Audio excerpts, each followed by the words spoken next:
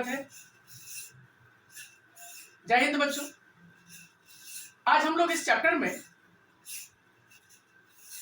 लोकतंत्र के परिणाम चैप्टर 7 सिविक्स का 7वां चैप्टर आउटकम्स ऑफ डेमोक्रेसी के बारे में पढ़ेंगे। इस चैप्टर में हम लोग ये जानेंगे कि लोकतंत्र क्या होता है, पहली बार लोकतंत्र की परिभाषा कहाँ दी गई, किसने दिया था, लोकतंत्र की क्या खासियत है, लोकतंत्र किस प्रकार सभी लोगों में समानता को बढ़ावा देता है, और 20 सालों में कौन कौन से क्वेश्चन सीबीएसई में आए हुए हैं, वो सारे क्वेश्चन हम इस चैप्टर में डिटेल से देखेंगे बच्चों। तो चलते हैं चैप्टर पर कि लोकतंत्र पहले किसे कहते हैं। बच्चों, मैं बहुत ही इजी लैंग्वेज का इस्तेमाल करता हूं पढ़ाने में कि लोकतंत्र दो शब्दों से मिलकर के बना है। पहला है लोक, दूसरा है तंत्र। पहला है लोक और दूसरा है तंत्र। यानी लोक का मतलब जनता और तंत्र का मतलब शासन। लोक का अर्थ जनता, लोग पीपल, और तंत्र का मतलब शासन। तो लोकतंत्र का अर्थ जनता का शासन। क्या मतलब हो गया? जनता का शासन। लोकतंत्र का अर्थ है जनता के शासन से, अर्थ यहां लोकतंत्र से है। तो बच्चों, पहली बार लोकतंत्र की जो परिभाषा दिया गया था वो अमेरिका के राष्ट्रपति अब्राहम लिंकन ने दिया था। उन्होंने पहली बार यह परिभाषा दिया था कि लोकतंत्र जनता का, जनता के लिए और जनता के द्वारा शासन कहलाता है। तो जनता का यानी हम सभी जनता का, जनता के लिए कोई भी सरकार बनती है हम सभी के लिए बनती है, और जब सरकार कोई भी बनाती है तो जनता के द्वारा बनती है। तो कुल मिलाकर के इसमें टोटली जो डिपेंड है वो जनता पर है। पूरे देश के नागरिकों पर यह शासन डिपेंड करता है। लोकतंत्र में क्या क्या होता है? लोकतंत्र में पारदर्शिता होती है। पारदर्शिता का मतलब है कोई भी काम सरकार करती है तो जनता को हर काम का पता चलता है और मीडिया बताती है जनता को, या अगर मीडिया नहीं बताती है और अगर जनता को जानने की इच्छा है तो सरकार से हम क्वेश्चन पूछ सकते हैं। अब कहां पूछ सकते हैं? आरटीआई के थ्रू। सरकार ने 2005 में जनता को यह पावर दिया कि आप एक एप्लीकेशन, एक पोस्ट कार्ड लिख सकते हो सरकार को कि किस साल कितने खर्च हुए, कितना विदेशी मुद्रा आया, कितना खर्च हुआ, किस किस क्षेत्र में कितने खर्च हुए, ये हर एक व्यक्ति को जानने का अधिकार है। इसको कहते हैं आरटीआई कानून। बाद में इस चैप्टर इस पर डिटेल से कभी चर्चा करेंगे। लोकतंत्र में पारदर्शिता होती है। कोई नागरिक यह जानना चाहे कि सरकार अगर कोई कानून बना रही है तो क्या उसमें नियमों का पालन हुआ है या नहीं, यह जान सकती है। वह इस बात का पता लगा सकता है। प्रत्येक व्यक्ति को यह जानने का अधिकार है। हर एक व्यक्ति, भारत में जितने भी व्यक्ति हैं, हिंदू, मुस्लिम, सिख, ईसाई, बौद्ध, जैन, पारसी, गरीब, अमीर, पढ़ा लिखा, अनपढ़, कोई भी व्यक्ति सरकार के हर काम की जानकारी रख सकता है, पता लगा सकता है। आज पूरे विश्व में 100 से अधिक कंट्री में डेमोक्रेसी है। सभी देशों में संविधान है। जहां जहां डेमोक्रेसी है वहां हर जगह संविधान है। और संविधान का क्या मतलब? संविधान का मतलब होता है नियम कानून। किसी भी देश के नियम कानून को उस देश का संविधान कहते हैं, अगर शॉर्ट में देखा जाए। हालांकि संविधान शब्द बहुत ब्रॉड है, तो उसकी मीनिंग बहुत बड़ी है, लेकिन हम 10th क्लास के हिसाब से यहाँ समझ रहे हैं कि संविधान का मतलब होता है किसी देश के नियम कानून को उस देश का संविधान कहते हैं। तो जिन जिन देशों में डेमोक्रेसी है, लोकतंत्र है, वहां संविधान के अनुसार वो देश चलता है, नियम कानून के अनुसार वह देश चलता है।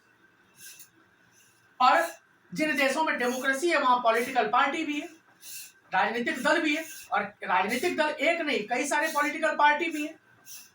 कह रहा है लोकतंत्र सभी शासनों में अच्छा शासन है क्योंकि यह नागरिकों को समानता का अधिकार देता है। जितने भी प्रकार के शासन है, चाहे राजा का शासन हो, तानाशाही हो, सैनिक शासन हो, लोकतंत्र हो, इन सभी शासनों में डेमोक्रेसी बेहतर माना जाता है, अच्छा शासन माना जाता है। क्यों? क्योंकि जनता को अधिकार होता है घूमने फिरने का। अगर सरकार ने कोई गलत कानून बनाया, गलत नियम बनाया, तो जनता उसका विरोध कर सकती है। लेकिन पहले राजा के सिस्टम में ऐसा नहीं होता था। राजा के सिस्टम में क्या होता था कि राजा ने अगर जबरन भी गलती से कोई सजा सुना दिया तो उसका विरोध कोई नहीं कर सकता था।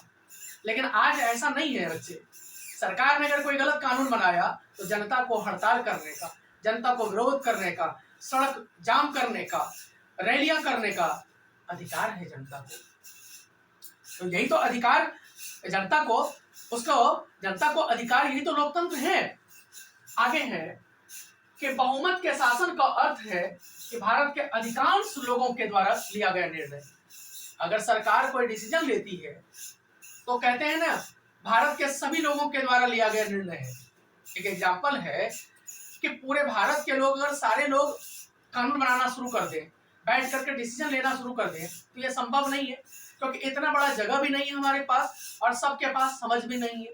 तो इसके लिए जनता ने क्या किया कि भाई चुनावी सिस्टम रखा कि भाई जो व्यक्ति पढ़ा लिखा है हम लोग उसको वोट देते हैं और वो लोग पूरे देश में मिल बैठ करके पार्लियामेंट हाउस जो दिल्ली में है, संसद भवन, वहां बैठ करके डिसीजन लेगा। तो अब इसमें कई बार होता है कि कई सारे लोग अनपढ़ में नेता बन जाते हैं।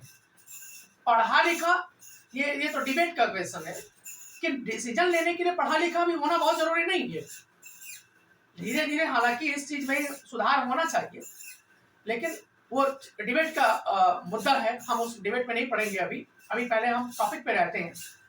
तो कोई भी डिसीजन सरकार लेती है तो पूरे देश के जो सांसद हैं, जो मंत्री हैं, वो सारे मिल बैठ करके लेता है, वो डिसीजन लेता है, वो निर्णय लेता है। इसका मतलब है पूरे देश के अधिकांश व्यक्ति के द्वारा लिया गया निर्णय है, क्योंकि हम ही लोगों ने उन्हें जिताया है। एक एक नेता जो है 10-10 लाख व्यक्ति वोट देता है, 5 लाख व्यक्ति, 4 लाख व्यक्ति, 2 लाख व्यक्ति वोट देता है, तब वो जीतता है। यानी एक नेता के बराबर 2 लाख जनता है, 5 लाख जनता है। तो 10 अगर 50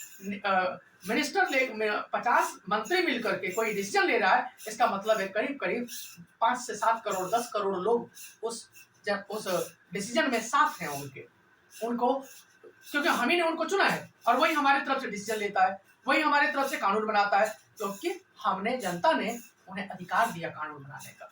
अगर अधिकार नहीं देता तो शायद वो कानून नहीं बना पाते। नेक्स्ट है तानाशाही शासन। क्या होता है?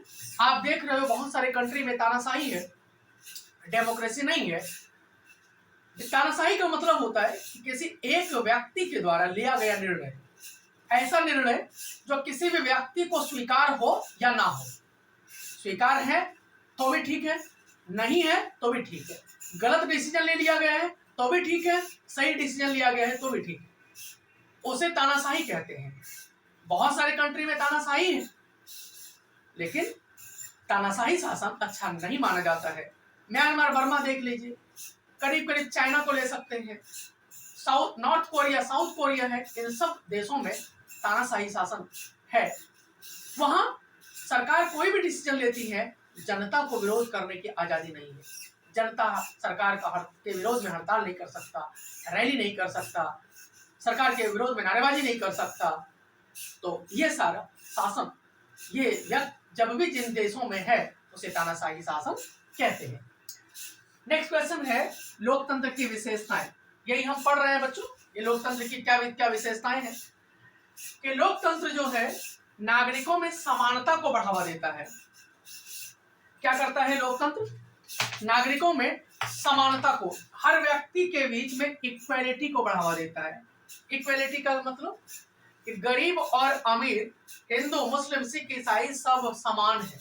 समान का क्या मतलब कि अगर मान लीजिए 7th क्लास में एक कहानी है, स्टोरी है, अगर आपने पढ़ा होगा तो ध्यान होगा कि एक बार क्या हुआ, इलेक्शन हो रहा है और सारे व्यक्ति वोट देने के लिए लाइन में खड़े हैं। तो एक व्यक्ति डॉक्टर है, वो भी लाइन में खड़ा है, एक व्यक्ति नर्स है, वो भी लाइन में खड़ा है, एक व्यक्ति शिक्षक है, वो भी लाइन में खड़ा है, करीब करीब 20-25 लोग लाइन में खड़े हैं। एक महिला भी खड़ी है जो खाना बनाती है, कुकिंग का काम करती है और उसी डॉक्टर के यहाँ, उसी मंत्री के यहाँ खाना बनाती है। लेकिन वो महिला जो है लाइन में सबसे पहले लगी है। तो मंत्री कहते हैं, डॉक्टर कहता है, अरे भाई मैं तो अमीर हूँ, मैं पढ़ा लिखा भी हूँ, लेकिन ये महिला जो अनपढ़ है हमारे यहाँ काम करती है, ये लाइन में पहले कैसे आ गई? क्यों? क्योंकि लोकतंत्र में क्या होता है, हर व्यक्ति को समानता का अधिकार है, हर व्यक्ति उस लाइन में इक्वल है। सभी व्यक्ति के वोट की कीमत केवल एक है। ऐसा नहीं है कि कोई व्यक्ति बहुत पढ़ा लिखा है, उसके वोट की कीमत 10 है, वो अगर वोट डाल रहा है 10 काउंटिंग हो रहा है। कोई डॉक्टर है, वो वोट दे रहा है तो 20 काउंटिंग हो रहा है। कोई मंत्री है, वो वोट दे रहा है तो 40 काउंटिंग हो रहा है। ऐसा नहीं है। हर व्यक्ति के वोट की जो वैल्यू है, कीमत है, वो केवल एक काउंटिंग हो रही है। यानी उस लाइन में रहने वाला व्यक्ति सब इक्वल है, समान है। हमारे देश में भी ऐसे, अगर कोई व्यक्ति, माने दो व्यक्ति हैं, एक बहुत बड़ा पैसे वाला है और एक रिक्शा चालक है, गरीब है, दोनों ने एक ही कोई गलत काम किया, तो दोनों के लिए समान इक्वल रूप से पनिशमेंट दिया गया है, सजा दिया जाता है। दोनों के बीच भेदभाव नहीं किया जाता। यही कहता है कि लोकतंत्र में समानता को बढ़ावा, हर व्यक्ति समान है, कोई एक व्यक्ति अमीर व्यक्ति गरीब से भेदभाव नहीं कर सकता। हालांकि जब हमारा देश आजाद नहीं हुआ था 1947 से पहले, ये सब चीजें थोड़ी थी भारत में, लेकिन 1947 के बाद जब हमारा देश आजाद हुआ, हमारे देश में संविधान बना, तो कोई एक व्यक्ति दूसरे व्यक्ति से भेदभाव नहीं कर सकता है। अगर कोई व्यक्ति भेदभाव करता है, आपसे छुआछूत करता है, तो आप इसके लिए कोर्ट जा सकते हो, आप इसके लिए केस कर सकते हैं और आपको इसका जो रियल में जो सुनवाई होगी, रियल में जो आपके पक्ष में फैसला होगा, वो दिया जाएगा। नेक्स्ट है, यह व्यक्ति की गरिमा को बढ़ाता है। गरिमा का मतलब है उसके रिस्पेक्ट को। लोकतंत्र में हर व्यक्ति की रिस्पेक्ट है, चाहे गरीब हो अमीर हो। आपने इस पर कई सारे मूवी बनाए हैं कि क्या होता है, एक व्यक्ति जूता पॉलिश करता है और अमीर व्यक्ति जूता पॉलिश करने के बाद पैसा फेंक कर देता है, तो वह व्यक्ति लेने से मना कर देता है, कहता है मालिक मैं भले ही मोची हूँ लेकिन मेरे काम की भी इज्जत है, अगर मैं काम ना करूँ, पॉलिश ना करूँ, तो क्या आप जो है अपने से पॉलिश कर सकते हो? इसी प्रकार सफाई करनी है, गलियों की, आपके गलियों में साफ सफाई का काम करता है, तो क्या हम उसके साथ मिसबिहेव करेंगे? अगर वो सफाई कर्मी 10 दिन हड़ताल कर दे तो शहर में रहना मुश्किल हो जाता है। तो हर व्यक्ति की अपनी रिस्पेक्ट है, हर, और करना भी चाहिए। अब वो टाइम नहीं रहा आज से 50 साल 100 साल पहले कि जब ऊंची जाति के लोग या अमीर लोग जो है गरीब लोगों पर अत्याचार करते थे। अब वो टाइम नहीं रहा। हर व्यक्ति के बीच समानता का अधिकार है, हर व्यक्ति की अपनी रिस्पेक्ट है, कोई भी काम बड़ा या छोटा नहीं होता है। तो इसलिए लोकतंत्र की यही तो खासियत है कि लोकतंत्र क्या करता है, हर व्यक्ति की रिस्पेक्ट को बढ़ाता है। उसके बाद क्या होता है, इसमें गलतियों को सुधारने का अवसर होता है। अगर मान ले जाए किसी सरकार ने या किसी मंत्री ने कोई गलत काम कर दिया या गलत नियम कानून बना दिया, तो क्या होता है, जब दूसरी सरकार आती है उसमें सुधारता है, सुधार का मौका होता है। लेकिन तानाशाही शासन में ऐसा नहीं है। आपने देखा होगा थोड़े दिन पहले, 1-2 साल पहले एक बार क्या हुआ कि किसी देश में, मैं देश का एग्जांपल नहीं दे रहा हूं, किसी देश में क्या हुआ कि उन्हीं के पार्टी के किसी मंत्री ने सरकार का के विरोध में एक बयान दे दिया, एक बार भाषण दे दिया। सरकार ने उस मंत्री को तुरंत ही हटवा दिया और इसे फांसी के तख्ते पर झूला दिया। तो अब दूसरी कोई सरकार आएगी तो इसमें सुधार नहीं कर सकती, क्योंकि वो दूसरा सरकार आएगा ही नहीं। तो लोकतंत्र में क्या होता है, अगर किसी सरकार से कोई गलती हो गई या उन्होंने जानबूझ करके कर दिया, तो अगर दूसरी इलेक्शन में अगर दूसरी पार्टी की सरकार आती है तो उन सुधारों, उन गलतियों को सुधार सकता है, सुधारने का मौका देता है। तो बच्चों ये था लोकतंत्र की विशेषताएं। नेक्स्ट क्वेश्चन है, लोकतांत्रिक व्यवस्था को तानाशाही से बेहतर क्यों माना जाता है? ये तो बहुत ही कॉमन सा क्वेश्चन है कि तानाशाही शासन में क्या होता है कि केवल जो राजा है या जो देश का प्रधानमंत्री है या राष्ट्रपति है, केवल वही व्यक्ति पूरे देश के लिए डिसीजन लेता है। वह डिसीजन लेने के समय किसी भी व्यक्ति से कोई सलाह नहीं लेता, अपनी मर्जी से डिसीजन लेता है। तानाशाही। लोकतंत्र में क्या होता है, जितने मंत्री हैं सरकार में, जितने लोग हैं, सबसे सलाह लिया जाएगा कि भाई इस तरीके का काम करना हमारे देश के लिए कितना लाभदायक है, कितना हानिकारक है। उसके बाद विपक्ष का हेल्प लिया जाएगा, अगर विपक्ष सपोर्ट करेगा तब डिसीजन लिया जाएगा। तो कुल मिलाकर के इसीलिए लोकतंत्र जो है हर शासन से बेहतर माना जाता है। लोकतंत्र में स्वतंत्र एवं निष्पक्ष चुनाव होता है। चुनाव जो है वो स्वतंत्र होता है। कोई भी व्यक्ति जिसको वोट डालना चाहे वो वोट डाल सकता है। हमारे देश में क्या होता है, पिताजी किसी और पार्टी को वोट डाल रहे हैं, माँ किसी और पार्टी को वोट डाल रही है और बेटा किसी और पार्टी को वोट डाल रहा होता है। ये तो लोकतंत्र है। अरे भाई, मैं हो सकता है मेरे पापा पढ़े लिखे नहीं है, वो अपनी ही जाति का कोई नेता मंत्री है, नेता है, उसको वोट दे रहा है। मेरी माँ भी शायद वैसे ही करती है, लेकिन मैं पढ़ा लिखा हूँ तो मैं ऐसा नहीं करूंगा। मैं क्या करूंगा, मैं देखूंगा कि मेरे क्षेत्र से कौन सा कितने व्यक्ति चुनाव में खड़े हैं, और कौन इन 4 व्यक्ति को चुनाव में खड़ा है, 5 व्यक्ति खड़ा है, तो उनमें से कौन सा व्यक्ति साफ छवि का है, अच्छा इमेज है, जिसके ऊपर कोई क्रिमिनल केस नहीं हो, जो हमारे समाज की भलाई के लिए कार्य करे, ऐसे व्यक्ति को हम वोट देंगे। तो यही को तो लोकतंत्र है। तो लोकतंत्र में क्या होता है, स्वतंत्र और निष्पक्ष चुनाव। जिसको वोट देंगे वही व्यक्ति चुनाव में जीतता है, निष्पक्ष चुनाव होता है। लोकतंत्र में क्या होता है, नीति निर्णयों पर खुली बहस होती है। सरकार कोई भी कानून बनाती है तो उस पर डिबेट करता है।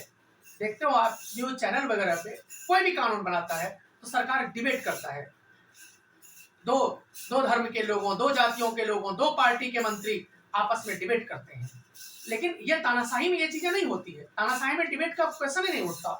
तानाशाही में क्या होता है, डिसीजन ले लिया, चाहे वो गलत हो या सही हो, पूरे देश की जनता को स्वीकार हो या ना हो, वही नियम बनेगा तो बनेगा, उसका कोई विरोध नहीं कर सकता।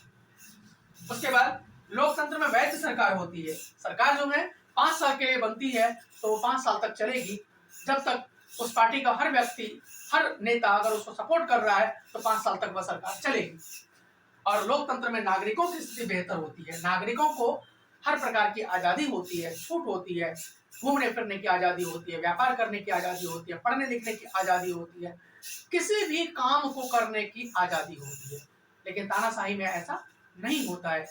इसीलिए लोकतंत्र तानाशाही से बेहतर शासन माना जाता है, अच्छा शासन माना जाता है। लोकतंत्र में हर तरह से व्यक्ति को सुधार का अवसर मिलता है, इसलिए लोकतंत्र अच्छा शासन माना जाता है। नेक्स्ट क्वेश्चन है बच्चों कि लोकतंत्र के सामाजिक परिणाम। लोकतंत्र के सामाजिक परिणाम। सामाजिक परिणाम क्या है?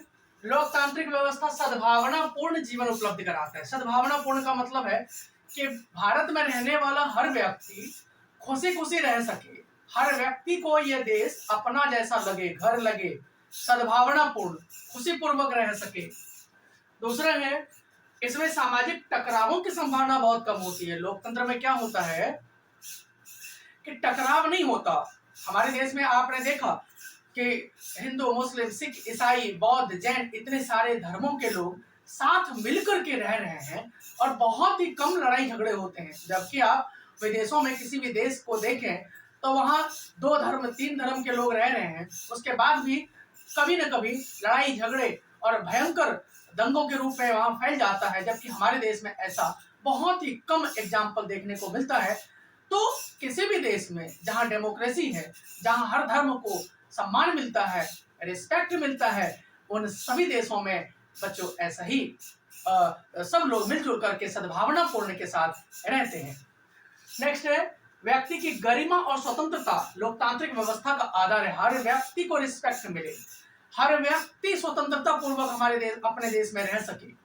तो जिस देश में आपको इज्जत मिल रहा है, रिस्पेक्ट मिल रहा है, हर तरह के काम करने का अधिकार है, हर तरह के रोजगार करने का अधिकार है, हर तरह की नौकरी करने का अधिकार है, क्या ऐसे देश में व्यक्ति रहना पसंद नहीं करेगा? क्या ऐसे देश को लोकतांत्रिक देश और ऐसे में सब व्यक्ति जहाँ खुशी खुशी मिलजुल करके रह रहा है, तो ये लोकतंत्र की खासियत है, ये लोकतंत्र की खूबसूरती है। उसके बाद लोकतंत्र में समाज के कमजोर वर्गों को, जो समाज के कमजोर वर्ग हैं, गरीब हैं, दलित हैं, पिछड़े हैं, उन सब व्यक्ति को आगे बढ़ाने पर जोर दिया जाता है। बच्चों, जो भी सरकारी वैकेंसी निकलती है तो वहां पे हर व्यक्ति को, चाहे गरीब हो, अमीर हो, कमजोर हो, वह हर व्यक्ति पढ़ लिख करके सरकारी नौकरी कर सकता है, मंत्री बन सकता है, वोट देने का अधिकार है, पूरे देश में कहीं भी रोजगार करने का अधिकार है। तो जिस देश में ये सारे अधिकार हो जनता को, उस देश को हम निश्चिंत ही लोकतांत्रिक व्यवस्था का सामाजिक परिणाम कह सकते हैं। नेक्स्ट क्वेश्चन है, लोकतंत्र किस प्रकार एक वैध सरकार को जन्म देता है?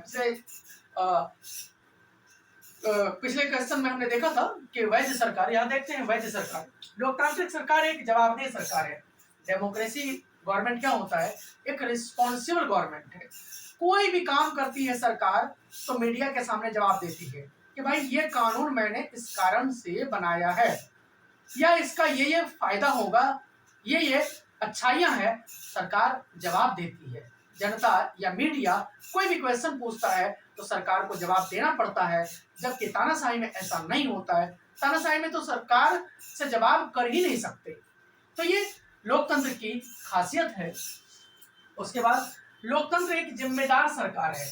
क्या करता है कि रिस्पॉन्सिबिलिटी के साथ कोई भी काम करती है, जिम्मेदारी के साथ करती है कि भाई 5 साल के लिए आपको, हमने आपकी पार्टी को वोट दिया, जनता ने वोट दिया, तो जनता, सरकार क्या करती है? जनता के उम्मीदों पर उतरती है। उसके या के विचारों का जनता जो भी करती है, जो भी विचार है उसका सम्मान करती है गवर्नमेंट। जबकि डेमोक्रेसी में ऐसा होता है, डेमोक्रेसी में जनता का तो विचार ही नहीं होता, एक व्यक्ति का विचार पूरे देश का विचार होता है। उसके बाद क्या है? लोकतांत्रिक सरकार एक वैध सरकार है क्योंकि यह जनता के द्वारा चुनी गई सरकार। लोकतांत्रिक सरकार क्या है कि वैध सरकार है। क्यों? क्योंकि जनता, पूरे देश की जनता के द्वारा चुना जाता है। पूरे देश की अधिकांश जनता जिस पार्टी को वोट देता है वही पार्टी चुनाव जीतता है और वही पार्टी सरकार बनाता है। तो ये बच्चों, ये सामाजिक परिणाम था। नेक्स्ट क्वेश्चन देखते हैं, लोकतंत्र किस प्रकार नागरिकों को शांतिपूर्ण और सद्भावनापूर्ण जीवन देता है? वही है कि किस प्रकार हमारे देश में रहने वाला हर व्यक्ति शांतिपूर्वक जीता है, उसे कोई टॉर्चर नहीं करता, उसे कोई परेशान नहीं करता, और सद्भावनापूर्ण, खुशी पूर्वक जीवन व्यतीत करता है। जबकि बहुत सारे कंट्री ऐसे हैं वहां लोगों का जीवन जो है नरक से बदतर हो जाता है। तो इसी के बारे में हम लोग देखते हैं। लोकतंत्र में प्रत्येक नागरिक को वोट डालने और चुनाव लड़ने का, किसी भी व्यक्ति को वोट डालने का अधिकार है। जिसका भी 18 वर्ष या 18 साल से अधिक उम्र हो गया है वो हर व्यक्ति वोट डाल सकता है। उसके बाद चुनाव लड़ने 21 साल से अधिक हर व्यक्ति को चुनाव में खड़े होने का अधिकार है। वो तो पता ही है, मुख्यमंत्री के लिए अगर किसी को चुनाव लड़ना हो तो 25 वर्ष, प्रधानमंत्री के लिए चुनाव लड़ना हो तो 25 साल, राष्ट्रपति के लिए चुनाव लड़ना हो तो 35 साल, वाइस प्रेसिडेंट, उपराष्ट्रपति के लिए चुनाव लड़ना हो तो 35 साल। तो कुल मिलाकर के वो जो क्राइटेरिया डिसाइड किया गया है संविधान के द्वारा, नियम कानून बनाया गया है, उस नियम कानून के दायरे में रह करके भारत के हर व्यक्ति को चुनाव में खड़े होने का, मंत्री बनने का, भाग लेने का अधिकार है। नेक्स्ट है, लोकतंत्र सामाजिक समानता उपलब्ध कराता है। डेमोक्रेसी क्या करता है? समाज में इक्वालिटी, हर व्यक्ति समान है, कोई व्यक्ति, अमीर व्यक्ति गरीब से भेदभाव नहीं कर सकता। ये काम पहले होता था जब हमारा देश आजाद नहीं हुआ था, तब होता था कि अमीर व्यक्ति गरीबों से भेदभाव करता था, उनसे काम करवा लिया जाता था, उनके पैसे नहीं दिया जाता था, हर तरह से परेशानी होती थी। लेकिन जब हमारा देश आजाद हो गया, स्वतंत्र हो गया, तो उसके बाद से कोई भी व्यक्ति दूसरे व्यक्ति से भेदभाव नहीं कर सकता। उसके बाद क्या है कि हाँ, लोकतंत्र टकरावों, आपसी मतभेद को समाप्त करने में, कोई भी दो धर्म के बीच में, दो जाति के बीच में, दो राज्य के बीच में अगर कोई टकराव होता है, अगर कोई लड़ाई झगड़ा होता है तो उसे निपटा लिया जाता है। बढ़ने पर जोर नहीं दिया जाता, बढ़ाया नहीं जाता है लड़ाई झगड़े को। किसी सरकार किसी एक धर्म, एक जाति को बढ़ावा नहीं देती है, बल्कि सभी धर्मों के साथ समान व्यवहार करती है। उसके बाद क्या है, लोकतंत्र में बहुमत को सदा अल्पमत के साथ काम करने। बहुमत क्या होता है? किसी देश में जिस जाति या धर्म की संख्या अधिक हो उसे बहुमत, और किसी देश में जिस धर्म या जाति की संख्या कम हो उसे अल्पमत। तो भारत में क्या है, हिंदू जो है बहुमत में है, करीब 78%, 79% हिंदुओं की संख्या बहुमत है। उसके बाद जितने भी धर्म के लोग हैं वो अल्पमत हैं, उनकी संख्या कम है। तो हमारे देश में क्या है, सभी धर्म, सभी जाति के लोग जिसकी संख्या अधिक है और जिसकी संख्या कम है, वो सारे मिल करके सरकार बनाते हैं, सरकार चलाते हैं, और देश में रहता भी है। ऐसा नहीं है कि जिसकी संख्या अधिक है वो कम संख्या वाले धर्म के साथ, जाति के साथ अत्याचार करता है, ऐसा नहीं है। हमारे देश में कोई भी व्यक्ति दूसरे व्यक्ति पर अत्याचार नहीं कर सकता, शोषण नहीं कर सकता, उसे डरा धमका नहीं सकता। तो यही लोकतंत्र की खूबसूरती है, यही लोकतंत्र की खासियत है बच्चों। उसके बाद सरकार सभी के इच्छाओं का प्रतिनिधित्व कर सके। सरकार क्या करती है, जितने भी जाति हैं, जितने भी धर्म हैं, जितने भी समुदाय हैं, जितने राज्य हैं, सभी के इच्छाओं के साथ मिलकर के सरकार चलाती है। कि भाई उड़ीसा की गवर्नमेंट चाह रही है कि हमारे देश में, हमारे राज्य में इतना पैसा मिले, या हमारे राज्य की गरीबी दूर हो, तो सरकार उनकी इच्छाओं को पूरी करेगा। नागालैंड में रेलवे नहीं गया था, मणिपुर, अरुणाचल प्रदेश वगैरह में सड़कें नहीं बनी थी, सरकार ने वहां व्यवस्था कराई। हवाई जहाज की सुविधाएं नहीं थी उन राज्यों में, तो सरकार ने उन राज्यों की इच्छाओं के अकॉर्डिंग वहां हवाई जहाज की व्यवस्था करवाई, रेलवे पहुंचाया। तो बच्चों, हर राज्य की जनता, हर क्षेत्र की जनता, हर धर्म की जनता के साथ सरकार समान व्यवहार करती है। उसके बाद एक मैचिंग वाला क्वेश्चन है, मिलान वाला, थोड़ा डिस्कस कर लेते हैं हम लोग कि लोकतंत्र की क्या विशेषता है कि स्वतंत्रता एवं निष्पक्ष चुनाव। जहां डेमोक्रेसी होता है वहां हर व्यक्ति को स्वतंत्रता होती है, और जो चुनाव होता है वो निष्पक्ष होता है, वो किसी के पक्ष में होकर नहीं होता। तो ये लोकतंत्र की खासियत है। खुली बहस पर रोक। किसी देश में अगर बहस नहीं हो रहा है, मीडिया में दो धर्म के लोग, दो जाति के लोग, दो पार्टी के लोग अगर डिबेट नहीं करते हैं, तो ऐसी कंट्री को हम तानाशाही कंट्री कह सकते हैं। तानाशाही कंट्री में कोई भी कानून बनता है तो उसका डिबेट नहीं होता, जबकि इंडिया में आप देखोगे हर मीडिया चैनल डिबेट करवाता है। हर पार्टी के कोई वरिष्ठ मेंबर होंगे, कोई सीनियर मेंबर होंगे, 3-4 पार्टी के मेंबर को बुलाया जाता है, और जो भी कानून बनता है सरकार की, उस पर डिबेट कराया जाता है कि किस पार्टी का क्या राय है, क्या विचार है इस कानून पर, तो डिबेट कराया जाता है। जबकि तानाशाही में ऐसा नहीं होता। उसके बाद वैध सरकार, रिस्पॉन्सिबल गवर्नमेंट, तो ये लोकतंत्र की विशेषता है।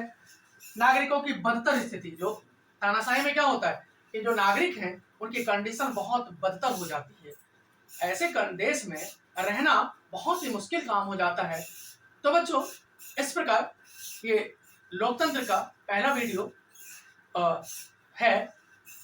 बच्चों, जो भी मैं वीडियो बना रहा हूँ वो करीब 20 साल के क्वेश्चन को ध्यान में रखकर बना रहा हूँ, और यहाँ से डायरेक्ट क्वेश्चन आएंगे एकदम गारंटी के साथ। तो बच्चों, जय हिंद, जय भारत। आप सभी से निवेदन है, सभी बच्चों से, सभी दोस्तों से, सभी बहनों से, कि जो भी आप वीडियो देखते हैं, जो भी क्वेश्चन आता है कमेंट जरूर करें, और डिस्क्रिप्शन बॉक्स में जो भी डिबेट, जो भी समझ में नहीं आता है, आप वहां से वीडियो को देख सकते हो, और जो भी मैसेज है वो आप कर सकते हैं। तो अपने तक वीडियो ना रखें, दूसरे तक भी ये वीडियो पहुंचाने की कोशिश करें। यही हमारी मेहनत का नतीजा होगा, यही हमारा रिजल्ट होगा बच्चों। जय हिंद, जय भारत।